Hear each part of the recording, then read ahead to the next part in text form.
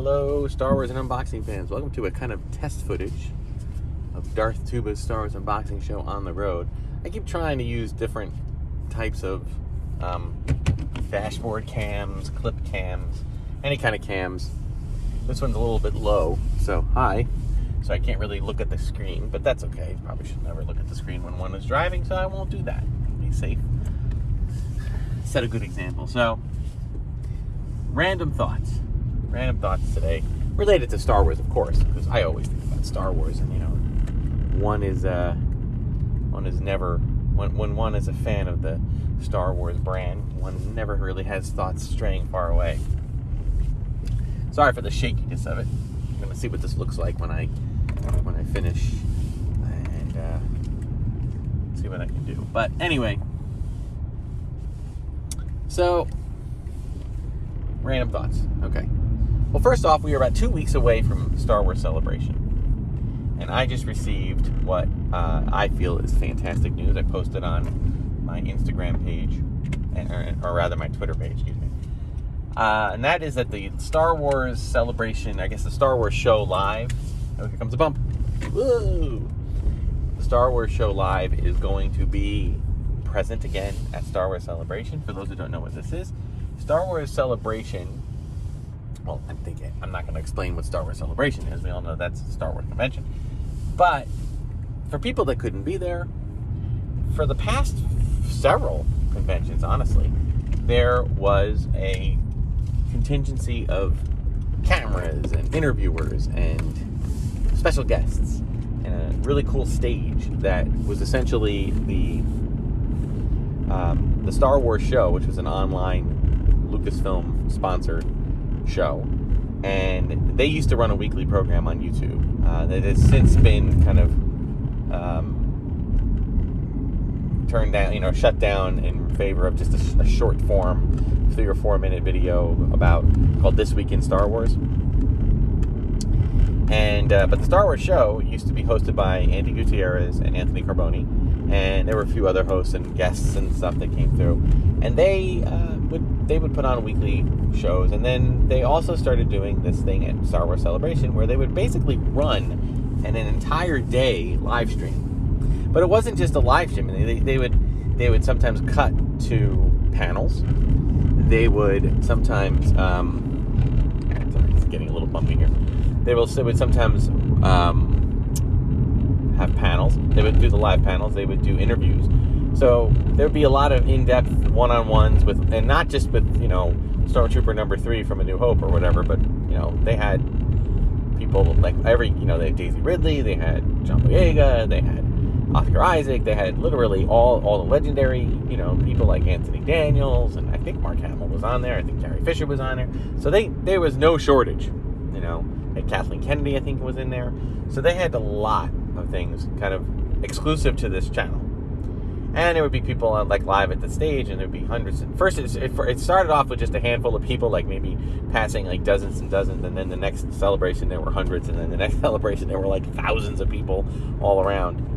And they would launch a T-shirt cannon and everything. It was really, really cool. And for people who couldn't be there, which is me, and a lot of other people probably watching this channel, the whole Star Wars Celebration thing was actually really cool. It was a really great way to feel like you were there, And when you consider the fact that, if you were really into buying some of the merchandise, whatever, sometimes the companies had an online version of stuff to sell. And even if they didn't, you could always find stuff on eBay, usually that day if there was something you really liked. And, it was never a problem buying something on eBay, even though people get upset at folks that buy stuff at that celebration and try to make a profit by selling it on eBay. But I felt, I'll take my little soda break here, I always felt that, well, if you're not going to go to Celebration, you're saving thousands of dollars in travel, hotel, and ticket expense. So, if you pay double for an action figure or something, or even triple, who cares? You really ended up making out on the deal. So, but anyway, Star Wars Celebration being broadcast live, and this wasn't just for an hour. wasn't just for 2 hours. No, there was like an 8-hour live stream, a 10-hour live stream, it was really cool. They, they would have live stuff, and then they would intercut, previously recorded material. So I was really excited, and it was always my favorite thing to do. Now, I've been to Star Wars Celebrations. I've been to Celebration 3, Celebration 4, Celebration 5, and did I go to 6? I can't remember if I went to 6. I might have gone to 6. But I think I've gone to at least 3, maybe 4. I met a lot of celebrities, visited a lot of the artist alleys, checked out a lot of them, bought a lot of merch, and it was always a great experience. It's just that, as an adult with a child, that it was a college-age child, that's an extra $1,000 a month going to paying for college loans that, I just cannot afford right now to do that. It's just too much. Plus, our daughter lives in Florida now, so any spare money we have goes to flying down to visit her, and she works for Disney, so we stay in Disney a lot of times, which is expensive. So, that is what we've been putting our discretionary income towards. But I hope to get back there eventually. I certainly hope to have a presence there with the channel in the future. It looks like they're going to continue to run these. They brought them back, and as long as there's an interest, and I think between more streaming series on Disney Plus, as well as new movies on the horizon, I think that Lucasfilm will always want to have a Star Wars Celebration. So I was so thrilled to hear that the Star Wars show live was coming back. Not only that, but with the same cast of characters. Anthony Carboni is returning, Andy Gutierrez is returning. These are wonderful hosts, and they have some decent Star Wars cred. I have to appreciate their knowledge, and they're not just, yes, they are people that are, doing this, they're career-type journalists, but for pop culture, so I think they like other things as well. But this was really something that was cool, so I'm excited about that. I'm excited about, Celebration returning. I know it's going to be a little odd watching it because I do believe that there's going to be a mask mandate for the convention, which I'm mixed about that. I don't want to, my feelings on this, I do believe, and I won't mind sharing, I do believe the virus is a real thing. I do believe it's something that should be taken very seriously. I do believe that people who don't take it seriously are not just endangering themselves, but they're endangering other people, which is why this is such a frustrating thing sometimes and kind of polarizing. So, but having said that, I don't know how effective the masks are anymore with the variants. I have and I'm not saying that just based on my own opinion, and I'm not saying that based on, research from Google or something.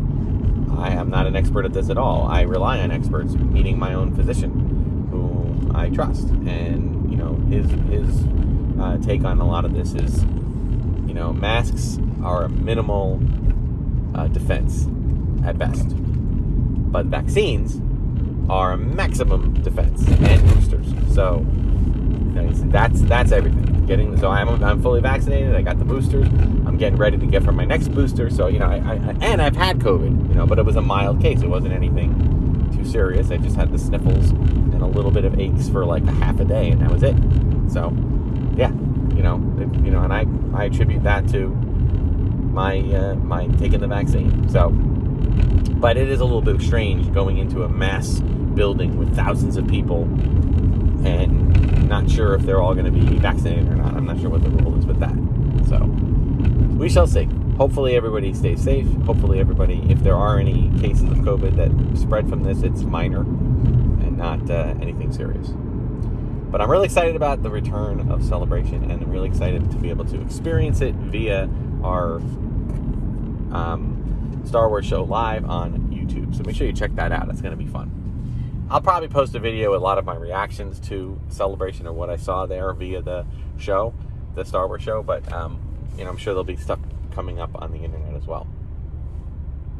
So other things, what other random thoughts are there? Well, we are only 2 weeks away from the Obi Wan Kenobi streaming series on Disney Plus. I gotta say, as someone who has lived through the hype of the prequels and the sometimes disdain from fans my age of the prequels, it is refreshing to see so many people get excited about a return of a prequel character or characters.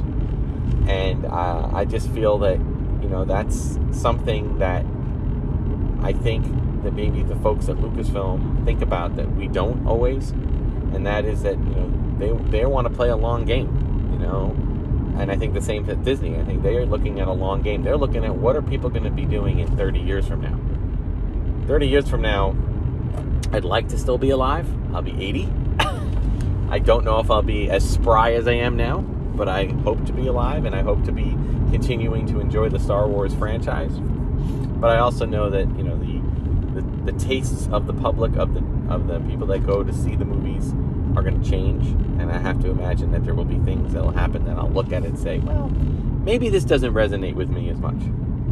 So far, everything that Disney's done, I have resonated pretty much 100%, with the exception of maybe Star Wars Resistance, that cartoon. But I didn't dislike it. I just, I watched it once, and then I was like, okay, that's all I need. I don't need a rewatch. I've rewatched some of the Rebel stuff. I've rewatched some of the Clone Wars. I've rewatched every movie, sequel, prequel, original, multiple times. So I think the film, and I've rewatched all of Mandalorian and all of Boba Fett. So I feel like the streaming and the movies, live action stuff tends to resonate with me more. But I do enjoy especially with the Dave Filoni, I do enjoy the Clone Wars and Rebels story as well. So we shall see what the future holds. But I just think that Disney and Lucasfilm they're just playing the long game, and they're looking at what are going to be popular. So you can imagine they've probably had quiet conversations with Daisy Ridley and John Boyega and Oscar Isaac saying, "We'd love to bring you back in a few years. Go off, do other things, build your career, and then we'll renegotiate and have you guys come back and play the elder characters for a new generation." Or maybe they'll be ready for a new adventure without the legacy characters anchored to them. Maybe they don't need that. I'll tell you, as a teacher, I can tell you a lot of people identify and really resonate with the characters of Rey, Finn, and Poe. Maybe not people my age. I kind of enjoyed them. I thought it was a fresh perspective, particularly Oscar Isaac. I really enjoyed. He had that kind of Han Solo, everyman reaction to things. You talk first, I talk first. Some people don't like that. They call it that Marvel humor. But I'm sorry, guys. There's a reason that, comic books are in some ways very niche. It's great if you enjoy a really dark comic with a really dark story and brooding heroes and darkness and death and, angst. It's great if that's what you get emotional about. And I'm sure that there will be, but when you translate it into a film, it's hard, man. It's like trying to watch like an art film sometimes, and an art film can sometimes be very hard to sit through, and some people love it, but I think the vast majority of people, the people who buy movie tickets, aren't going to want to sit through something like that. So I think that, they're playing to a demographic, which I know can be challenging. Now, maybe that's what's good about Disney Plus and other streaming services, because you can make more short-form things that aren't quite, you don't have to spend as much time marketing. You don't have to spend as much time doing all the extra stuff to, and you can keep stuff in a reasonable budget and still pull some stuff off. I mean, let's face it, looking at Marvel, Disney Plus streaming stuff, you got WandaVision, you had Loki, you had Hawkeye, you had Falcon and the Winter Soldier, and you had Moon Knight. And boy, could there be 5 different types of things? Could there be 5 different types of Disney Plus streaming? So you have to ask yourself, wow, is this? They can do that. They can make this something for everybody, or at least this is for these people. This is for those people. So I think we can see that happen with Star Wars very soon. So I've stopped driving, so I am going to wrap this up. So anyway, those are some random thoughts. And again, this was just an experimental video. Leave a comment if you didn't like it. I'm still trying to figure out ways to mount something on my dash so that I can, do things, off to the side here whilst I'm doing. I saw one thing where it was hanging from here, but again, I want to try to avoid too much of that bounce. So we shall see. But anyway, thank you so much for watching. Be sure to like, subscribe, hit the notification button. I'm so looking forward to Star Wars Celebration. Again, living vicariously through Star Wars Live. And we will talk more about that. We have plenty more videos coming out.